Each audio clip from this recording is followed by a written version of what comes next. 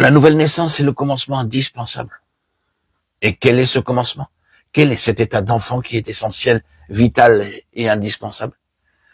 Il s'agit simplement de notre propre connaissance reçue, sans intermédiaire et personnelle du Seigneur. Absolument rien d'autre ne compte pour le Seigneur. Et nous pouvons assez justement mettre tout le reste de côté.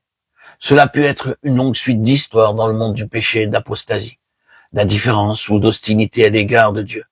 Ou notez-le, une vie longue d'étroite collaboration avec les choses de Dieu.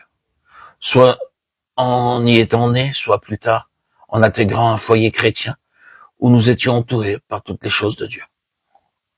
Beaucoup d'enseignements de vérité, beaucoup de choses en lien avec le Seigneur.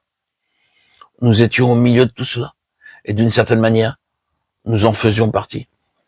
Pourtant, dans les deux cas, dans le monde rejetant Dieu ou au milieu d'un solide ordre religieux de choses sans vraiment en être nous-mêmes, il n'existait aucune réelle connaissance personnelle et directe du Seigneur. Et ces deux cas n'ont qu'une importance en ce qui concerne le Seigneur.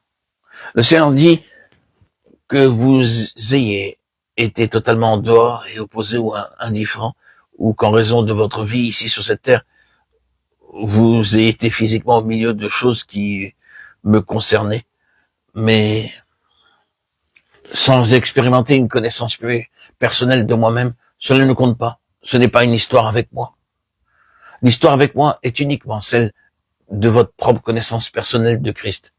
Et quel que soit le moment où vous y êtes rentré, c'est le commencement avec moi. L'histoire avec Dieu commence là. L'église des premiers-nés n'est pas une chose traditionnelle. Ce n'est pas un sujet de principe qui a été repris de génération en génération, ni l'objet d'une vérité approuvée, si vraie, pleine et profonde puisse-t-elle être. Les générations suivantes ne deviennent pas l'église des premiers-nés grâce à leur acceptation des vérités que possédait leur père, des vérités dans lesquelles elles ont été introduites, peut-être par leur naissance naturelle et avec lesquelles elles ont été associées en raison de leur relation familiale. L'église des premiers-nés n'est pas cela. L'église des premiers-nés, c'est celle qui est parvenue à une histoire personnelle et directe avec Dieu, et tout le reste ne compte pas. Si vous êtes véritablement né de nouveau, il vous est possible de parvenir dans un temps très court à une connaissance très réelle du Seigneur. Mais si nous apportons ou essayons de continuer quelque chose ou adoptons un élément qui ne provient pas de notre marche personnelle avec le Seigneur, nous compliquons toute la situation. Ces propos, bien évidemment, vont à l'encontre d'un certain ordre et d'un certain courant, mais d'un autre côté, de quelle valeur elle est, quel fardeau, quel revers une histoire peut être si nous l'autorisons. Bien sûr, nous pouvons aussi permettre à des années vides de relation avec Dieu de générer en nous beaucoup de détresse et nous faire ressentir qu'à cause du temps important perdu dans nos vies, nous ne pouvons jamais parvenir à aucune plénitude et nous devons nous contenter de très peu. Or, ceci est vraiment une mauvaise attitude et ce n'est pas celle que le Seigneur prend. Le Seigneur peut nous conduire à une grande mesure de la plénitude de Christ, dans ce que nous pourrions appeler un temps relativement court, pourvu que nous adoptions son attitude à l'égard de toute autre histoire.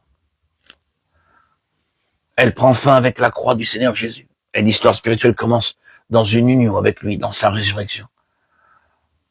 Cela donne à Dieu une voie dégagée.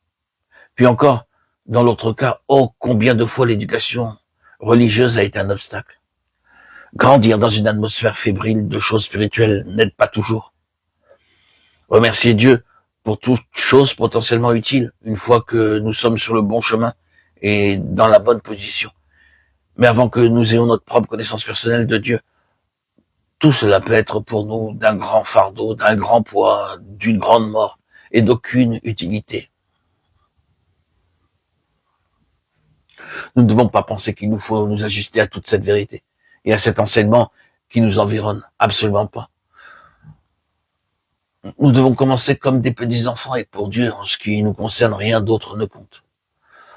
Tout ce qui compte est le moment où commence notre connaissance spirituelle personnelle directe et immédiate de Dieu. Notre progrès n'est pas gouverné par le temps. La question de la croissance spirituelle n'est pas régie par le temps. C'est la délivrance de nous-mêmes en Christ qui gouverne. La chose qui nous retient est une sorte d'activité en lien avec l'ancienne création. Si seulement nous pouvions voir la démarcation nette de la mort de Christ entre nous, ce que nous sommes par nature, et lui, alors nous connaîtrions le chemin de la croissance spirituelle, qui n'est absolument pas une question de temps. C'est le fait d'être absolu dans notre acceptation de la signification de sa mort sur tout ce qui n'est pas le Christ, vivant dans nos cœurs, que ce soit religieux ou non. C'est ce que nous voulons dire par le chemin du retour, la voie dégagée qui s'ouvre. L'Église, qui est l'Église des premiers-nés, constituée de ceux dont l'histoire n'est rien d'autre que l'histoire d'une connaissance intérieure, personnelle et directe du Seigneur. Et ceci est ouvert à tous.